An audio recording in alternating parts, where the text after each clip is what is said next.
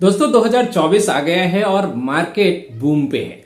Market में पैसा बन रहा है, चाहे वो स्टॉक मार्केट की बात हो या फिर म्यूचुअल फंड की बात हो।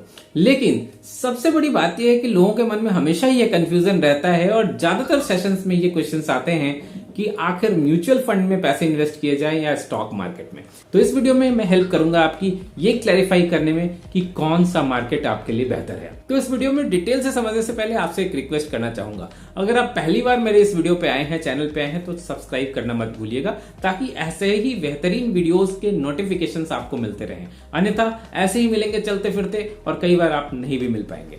तो दोस्तों शुरू करते हैं इस वीडियो को। सबसे पहले आपको डिटेल में स्टॉक मार्केट के बारे में समझाऊंगा, फिर आपको समझाऊंगा म्यूचुअल फंड्स में कैसे इन्वेस्टमेंट कर सकते हैं और लास्ट में कंक्लूजन भी आपको बताऊंगा ताकि आप इसे फाइनलाइज कर पाएं कि आपके लिए क्या बेहतरीन है। लेकिन फिर भी समरी आपको शुरू में ही बता देता हूं ताकि आपको यह कंफ्यूजन ना रहे कि आखिर म्यूचुअल फंड की तरफ जाएं या स्टॉक की तरफ जाएं।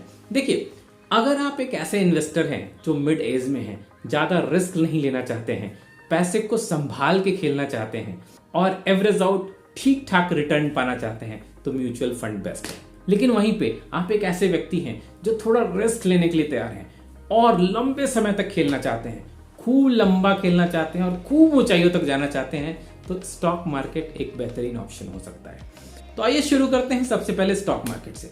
स्टॉक मार्केट आखिर है क्या? स्टॉक मार्केट यानी कि शेयर मार्केट, जहां पे आप किसी कंपनी के शेयर में अपना पैसा इन्वेस्ट करते हैं। मान लेते हैं कि आप टीसीएस यानी कि टाटा कंसल्टेंसी सर्विसेज के स्टॉक में अपना पैसा इन्वेस्ट करना चाहते हैं। इसका क्या मतलब हुआ कि टाटा कंसल्टेंसी सर्विस यानी कि टीसीएस एक ऐसी ऑर्गेनाइजेशन है जिसके मार्केट में बहुत सारे शेयर होल्डर हैं, यानी कि कंपनी के को ओनर्स हैं। कंपनी अपने आप में टाटा ओन्ड कंपनी है, लेकिन उसने एक पर्टिकुलर पोर्शन को मार्केट में शेयर के लिए अवेलेबल किया हुआ है। लोग उनके शेयर खरीद सकते हैं, एक परसेंटेज स्टॉक के होल्डर्स हो सकते हैं, यानी कि मालिक हो सकते हैं। अब इस कंडीशन में होगा क्या? अब मान लीजिए कि टाटा कंसल्टेंसी सर्विस ग्रो करेगी तो आपका पैसा भी ग्रो होगा। टाटा कंसल्टेंसी सर्विस अगर नीचे की तरफ डाउनफॉल करेगी तो आपका पैसा भी डाउनफॉल होगा।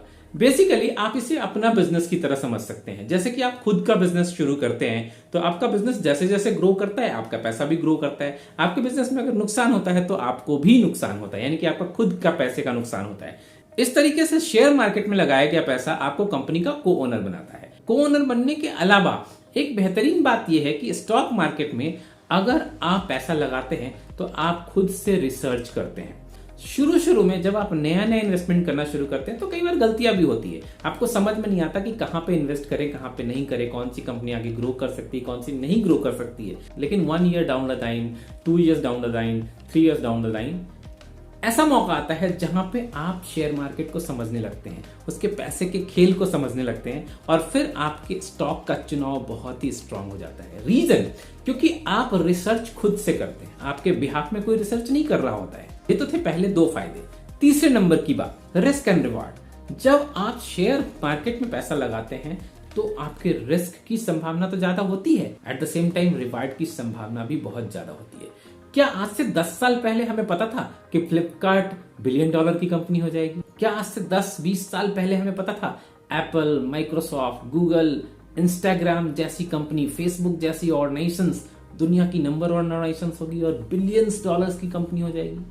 नहीं पता था। लेकिन जिन लोगों ने इसमें अपना पैसा इन्वेस्ट किया, आज उनका पैसा 1 गुना, 2 गुना, 100 गुना नहीं, हजारों गुना बड़ा हो चुका है। यानी कि उस दौरान इन्वेस्ट किया गया पैसा ऐसे जगह पे लगाया गया था जो कि ऑर्गेनाइजेशन के साथ ग्रो कर रही थी और ये किसी को अंदाजा नहीं था।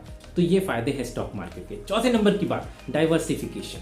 आप अपनी मर्जी से खुद से स्टॉक का चुनाव करके सही जगह पे पैसा लगा सकते हैं। आप पैसा लगाने के बाद थोड़ा वेट कर सकते हैं और देख सकते हैं कि आखिर पैसे का उतार चढ़ाव कैसा हो रहा है और उसके अकॉर्डिंग आप पैसा बना सकते हैं लंबे समय में। अब बढ़ते हैं म्यूचुअल फंड्स की तरफ। सबसे पहली बात इन्वेस्टमेंट की। इन्वेस्टमेंट जब आप म्यूचुअल फंड्स में करते हैं तो आपको सिर्फ पैसा इन्वेस्ट करना पड़ता है। बेनिफिट की बात यह है कि यहाँ पे आपको डेडिकेटेड फंड मैनेजर्स मिलते हैं। ये फंड मैनेजर्स इसीलिए एम्प्लॉयड होते हैं यहाँ पे क्योंकि उनका काम ही यही होता है कि कंपनी के फंड को सही जगह पे हमेशा लगाए रखना।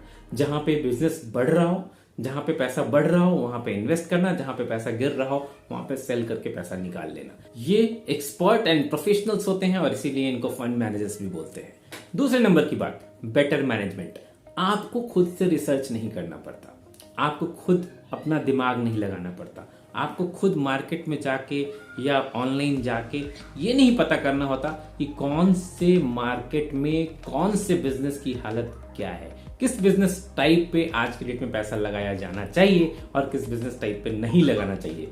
इन सब चीजों की तकलीफ आपको लेने की जरूरत नहीं है, आपको दिमाग लगाने की जरूरत नहीं है। इन सब के लिए फंड मैनेजर्स अवेलेबल हैं, एक्सपर्ट एडवाइसेज अवेलेबल हैं उनके पास, और वो जरूरत के अनुसार फंड को रीअलोकेट करते रहते हैं। तो इसका बेनिफिट ये है कि इन सब के लिए आपको सिर्फ पैसा लगा के छोड़ना है, बाकी पैसे को ग्रो करके देना म्यूचुअल फंड कंपनी का काम है। तीसरे नंबर की बात, रिस्क एंड रिवॉर्ड। रिस्क कम है in comparison to stock market. क्यों? क्योंकि ये फंड बनाया ही इसीलिए गया है क्योंकि इसको मार्केट में ग्रो करना है। ये एक पूल्ड मनी है, बहुत सारे लोगों का जमा किया गया पैसा है और उसको ऐसी जगह लगाना है ताकि वो पैसा ग्रो करे, क्योंकि जिस कंपनी ने आपका पैसा लिया है उसको भी कमाना है और उसको आपको कमा के भी देना है। तो रिस्क कम है, रिवार्ड एवरेज आउट है। यूजुअली 12 से 15%, कभी कभी 20-25% तक भी चला जाता है, लेकिन यूजुअली ये एवरेज है मार्केट का। यानी कि डिपेंडिंग ऑन द बेनिफिट आपका पैसा जल्दी डबल होता रहता है। अच्छी बात यह है कि आपका पैसा चूंकि फंड मैनेजर्स के द्वारा मैनेज किया जाता है, यहाँ पे रिवार्ड बहुत हाई भले ना हो लेकिन रिवार्ड बनाए रखने की संभावना रहती है। एक एवरेज लमसम अमाउंट हमेशा आपके लिए बनता रहता है और कभी भी रिस्क की संभावना होती है तो फंड मैनेजर्स खुद से ही जाके वहां से ऐसी जगह से स्टॉक को सेल आउट कर देते हैं जहां पे गिरने की संभावना है और ऐसी जगह पे पैसा लगाते हैं जहां पे पैसे बनेंगे। आगे बढ़ते हैं फायदा नंबर 4 पे, diversification of the funding. Diversification of the funding का मतलब यह है कि म्यूचुअल फंड्स कभी भी एक जगह पैसा नहीं लगाते, थोड़े स्टॉक्स में लगते हैं, थोड़े बॉन्ड्स में लगते हैं, थोड़े सिक्योरिटीज में लगते हैं। यानी कि कुछ गवर्नमेंट फंड्स में भी पैसे लगे होते हैं और कुछ मार्केट स्टॉक्स में भी लगे होते हैं, जिसकी वजह से आपका पैसा कम रिस्क पे होता है। इस तरीके से आगे बढ़े तो आप देखेंगे दोनों जगह पैसे बन रहे हैं। अगर आप अभी भी कंफ्यूज्ड हैं कि आखिर कहां पैसा लगा जाए, समझ में नहीं आ रहा है स्टॉक में लगाए या म्यूचुअल फंड में, तो आगे बात करते हैं कंपैरिजन की या कंक्लूजन की कि कहां पैसा लगाया जाना चाहिए। आई एम 100% श्योर इस कंपैरिजन को समझने के बाद आपको क्लियर हो जाएगा कि आपको पैसा कहां लगाना चाहिए। तो आइए आगे बढ़ते हैं कंपैरिजन नंबर 1 पे, डाइवर्सिफिकेशन। डाइवर्सिफिकेशन स्टॉक मार्केट में आपको खुद से करना पड़ता है, खुद से आपको सोचना पड़ता है कहां पे पैसा लगाएं कहां पे ना लगाएं, जबकि म्यूचुअल फंड्स में आपके पास फंड मैनेजर्स होते हैं जो कि तय करते हैं कि पैसा कहां लगाया जाना चाहिए ताकि एवरेज आउट आपको ठीक ठाक पैसे मिल जाए। Comparison number 2, fund management.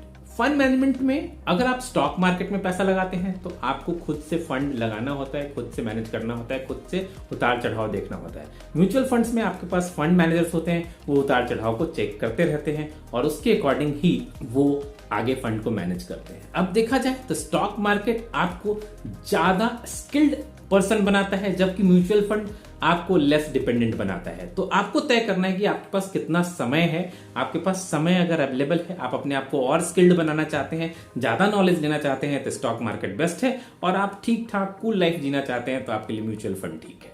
आगे है रिसर्च एंड एनालिसिस। अगर आपके अंदर कीड़ा है चीजों को जानने का, समझने का, आपको लगता है कि आप चीजों को पढ़ के जान के और तेजी से आगे बढ़ सकते हैं तो स्टॉक मार्केट आपके लिए बेस्ट है। लेकिन अगेन अगर आप शांत स्वभाव वाले हैं, आप ज्यादा टेंशन नहीं लेना चाहते लाइफ में, आप पैसा लगा के ठीक ठाक एवरेज आउट कमाना चाहते हैं तो म्यूचुअल फंड आपके लिए बेस्ट है।